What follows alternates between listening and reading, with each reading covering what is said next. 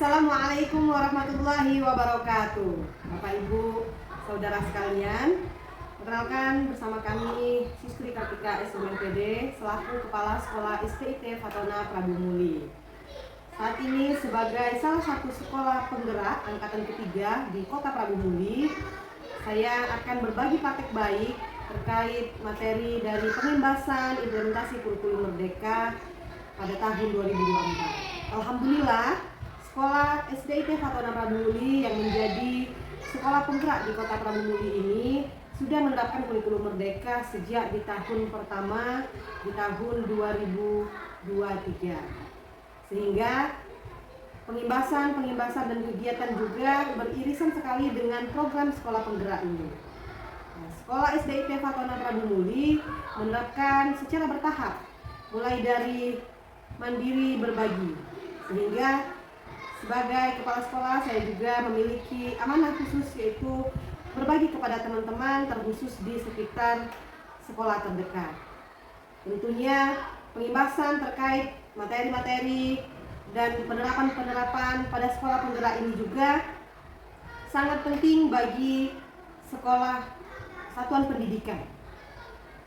Pengembasan implementasi kurikulum Merdeka ini juga tentunya dimulai dari hal-hal yang paling sederhana, mulai dari pembelajaran yang berfokus pada murid, modul ajar yang baik bagi seorang guru, kemudian penerapan disiplin positif yang alhamdulillah sudah kita terapkan di SDIT Fatona Prabu Muli.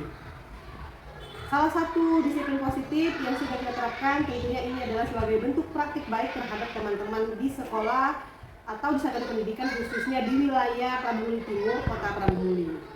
Disiplin positif bisa kami ambil contoh di sekolah yang sudah kita terapkan adalah diantaranya penggunaan scoreboard pada seorang guru ketika dia terkait ketertiban sekolah. Nah, mulai dari dia absen, maka penyadaran dirinya bahwa ketika dia terlambat maka dia akan dengan sadar diri menempelkan scoreboard stiker berwarna kuning. Selanjutnya, lalu yang terakhir adalah sebagai manajer. Jadi mempersilakan murid mempertanggungjawabkan perilakunya dan mendukung murid untuk menemukan solusi atas permasalahannya. Nah, ini adalah poinnya. Ketika kita sudah membuat keyakinan kelas seperti yang disampaikan Bu Yoce juga tadi, bahwa poin terakhirnya adalah kita akan menjadi posisi kontrol sebagai seorang manajer. Maksudnya, ketika anak-anak melakukan suatu kesalahan, maka kita mengarahkan mereka untuk bertanggung jawab.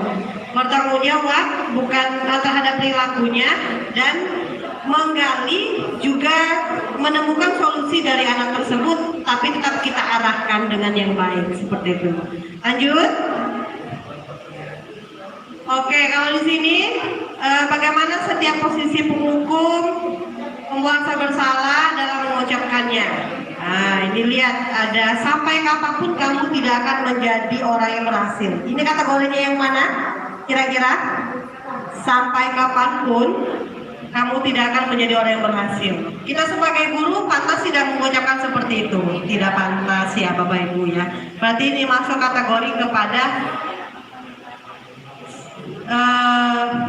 menghukum seseorang ya. Kemudian saya merasa kecewa denganmu hari ini. Nah, Bapak Ibu, ini adalah kita membuat seseorang merasa bersalah. Kalau kita lakukan terus-menerus, kasihan sekali mental anak kita. Dia akan terus-menerus merasa bersalah dan tidak memiliki kesempatan untuk berekspresi untuk dirinya sendiri. Lalu jika masih belum mengerti, nanti saya bantu. Ini sudah masuk ke poin mana Bapak Ibu? Boleh dikembalikan lagi Pak Rio tadi. Nah, sudah masuk ke poin mana? Teman bukan? Atau di pengamat? Melandaskan tindakan pada peraturan dan konsekuensi. Teman ya, mungkin saya akan membantu. Lanjut Pak ya tadi. Peraturannya apa? Nah, ini berarti balik ke konsekuensinya tadi. Lalu jika tidak bisa menjawab pertanyaan ini, maka tidak boleh pulang. Berarti ini masuk kategori hukuman ya Bapak Ibu. Apa yang akan kamu lakukan untuk menyelesaikannya? Manajer. Oke. Jadi harapannya seorang guru itu bisa menjadi manajer bagi anak-anaknya. Kenapa? Ya karena kita harus membuka peluang untuk anak tersebut sampai akhirnya dia memiliki kesadaran untuk tanggung jawab. Lanjut. Oke, lanjut. Nah, ini adalah segitiga restitusi. Nah, ini yang kita sampaikan tadi, bahwa tindakan yang kita lakukan dengan pertama memvalidasi tindakan yang salah. Jadi kita ngecek anak tadi ketika dia melakukan kesalahan. Kenapa? Apa alasannya yang bisa dia lakukan, kenapa dia melakukan kesalahan tersebut. Kemudian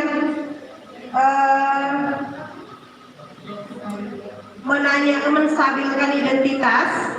Nah, berarti setiap orang pernah melakukan kesalahan dan kamu bukan orang satu-satunya yang pernah melakukan kesalahan. Dalam artian kita memotivasi anak tersebut.